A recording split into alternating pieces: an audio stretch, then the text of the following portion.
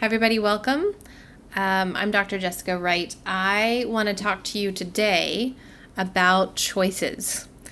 We make a lot of choices every day, from what we wear to what we eat. Anyone who's been around small children, a really solid technique when you're dealing with small children, when you're trying to raise small children, is the idea of giving them a choice that's a limited choice. So instead of asking a toddler, do they want milk or do they want fruit juice, which the fruit juice might have too much sugar right before they go to bed, and you need them to drink milk, you could ask, instead of asking, do you want milk or juice, hoping that they choose milk, you give them a limited choice, right? You tell them, do you want milk in the red cup or the blue cup? Right? Limiting choices is a way that we help children to do better, to learn how to pick, to feel like they have something that psychologists call agency, right? That they have control over a situation. Turns out adults really need agency and choice as well. And we're going to talk about that for when you hear the doorbell. We've been using the analogy of doorbell for when we realize that we're having anxiety, that we have an emotion that needs to be addressed.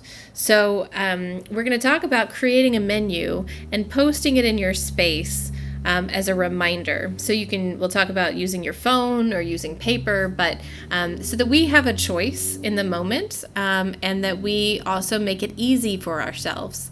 So let's talk a little bit about tadpoles. One easy experiment I've done with my kids is, collecting tadpoles, putting them in a little jar or a dish, and then watching to see what happens if the tadpole is in full sunlight. In the water in full sunlight, and you take your hand and wave it above the tadpole. Do you know what happens? The tadpole freezes. It stops moving. It stops swimming. It's a fear response. It's a response to fear and anxiety. And I want you to have that image of a tadpole in your mind. Because what happens to humans is that when we experience fear and anxiety, we have a very primitive response to it, right? We have our fight or flight or freeze response to it, right? Our brain stops thinking. It stops using the prefrontal cortex, which is the most advanced part of our brain that helps us make decisions and plan for the future and all these things. That part of the brain stops having activity, and all the activity is driven towards the primitive part of the brain, towards the base. And that is it's a very primitive response, right? When we experience fear and anxiety, our bodies, our brains react like a tadpole. And so let's talk through what we do in that situation. So first off, we experience fear, we experience anxiety, we get one of those doorbells and we realize, oh my goodness, I'm feeling really anxious right now. I'm really afraid. Time is really important. If you're feeling really anxious, you cannot put it off for 45 minutes, or rather you can. But I don't know if you remember in the past couple of sessions, we talked about the amygdala, and we talked about those people. Remember that the story that I told of the study where the scientists gave participants a task that really stressed them out, and some of them they let go outside and move around, and some of them they let them write their feelings and stuff, and some of them they had them go on straight to the next task. And the amygdala kept singing stronger and stronger messages, right? So we can move on. We can ignore it for 45 minutes. We can ignore it for 3 hours. But the feeling is going to intensify. The longer we wait to address it, the stronger the message is from our primitive brain. Okay, so time is really important. The other thing is our thinking brain is essentially turned off during that time. If you're trying to do something where you need to be able to use your brain to solve a problem, a math problem, you're trying to solve something in the lab, you're trying to, figure out a diagnosis for a patient, and you are in fear and anxiety, the parts of your brain you need are not getting any action, right? There's not any action going on in those parts that you're really going to need. So you have to address the fear and anxiety if you want to start using your thinking brain again. And if you've been to one of my classes on habit formation, you know the most powerful thing we can do with this is operant conditioning. If you remember operant conditioning, it's the idea of Pavlov's dogs. You've probably heard this story, many times over, but Pavlov was studying this idea of operant conditioning, and he gave dogs food, and every time he gave them food, he rang a bell.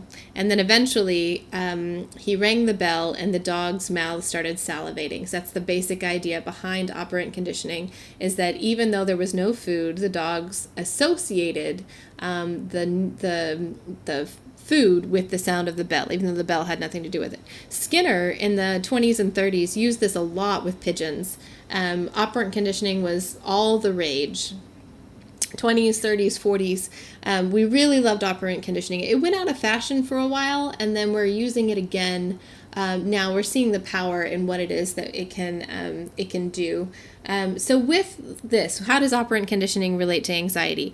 You have got to consider it a habit that you are forming. You have an anxiety experience of anxiety. Again, you don't get to pick your emotions. You don't get to pick the fact that you're experiencing anxiety. You do get to pick how you respond to it. So you have a doorbell that tells you, oh, anxiety is here. Ding dong, there's a package on my door. So you notice that your fists are clenched. You notice that your neck is tense. You notice that you're holding your breath, right? All of these are doorbells that you have identified. And you get to choose how to respond, hopefully with one of those reset buttons that we've been talking about. And your ability to do that quickly is really, really important. So here's what we're going to do. This is the last bit of homework for this particular session, for this series. You are going to create a poster or a reminder on your phone or a digital form of this, or a scrap of paper or a Post-it note that you shove in your pocket, whatever works, right? Something that has scribbled on it or labeled, here are my doorbells. I know that when I find myself holding my breath, when I find myself shaking, wiggling my foot, whatever it is, here are my doorbells, and this is what I'm going to do about it, right? And you make a list of those particular things that you plan to do. Make yourself a menu of your particular action steps that you're going to take in relation to your doorbell. Okay, so you're going to write it down, you're going to post it, meaning you're going to tape it onto your wall, you're going to put it somewhere digitally that you see it all the time. You're going to, if you like, you can share it with your friends or your colleagues. Talk to them about it. We had talked about the importance of social support last time, right? And here's the thing, y'all. If you want operant conditioning to work, if you want to really respond to anxiety with one of your reset buttons, right? Here's the doorbell, there's my reset button. By the way, that analogy, I love it. It comes from Glennon Doyle, from one of her latest books, and I really like the analogy of the doorbell. So thanks, Glennon. So the idea is you've got these doorbells, you respond with an action, and you give yourself a gold star. So make a tally mark somewhere. Make a dot on your page. Make a tick mark somewhere. Give yourself some sort of recognition. I have a set of stones, little stones in 2 jars, and I will move one stone from one jar to the other jar throughout the day. And so that is my visual representation of, oh, look, you did something good. Good job. It seems silly, and it can seem silly, right? Maybe it doesn't. Maybe it seems natural to you.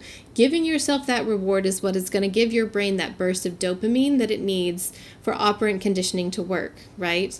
You can train a pigeon to do a dance. You can train a pigeon to read cards. You can train a pigeon to do all kinds of things if you give them treats, right? And those treats are going to give them dopamine bursts in their head. And that's how you get operant conditioning to work. So you need those gold stars. You need rewards from other people. So your homework for the last bit of this is to post a list of your doorbells and reactions, doorbells and reset buttons. You can add some soothers in there. We've talked a lot about soothers and red flags. Soothers are fine during this time. This is a really difficult time, and you need to employ all the tools that you can use in order to make it through this. So make your list of your doorbells, your things you're going to notice, and then those reset buttons and soothers, the reactions that you're going to have, that you want to have. If you want to, you can take a picture of it or a screenshot if it's digital and email it to us at academicrequests@houstonmethodist.org so we can see what you're doing and share it with others. So it's been my pleasure talking to you about this topic. I can't wait for next week to talk to you about a different topic.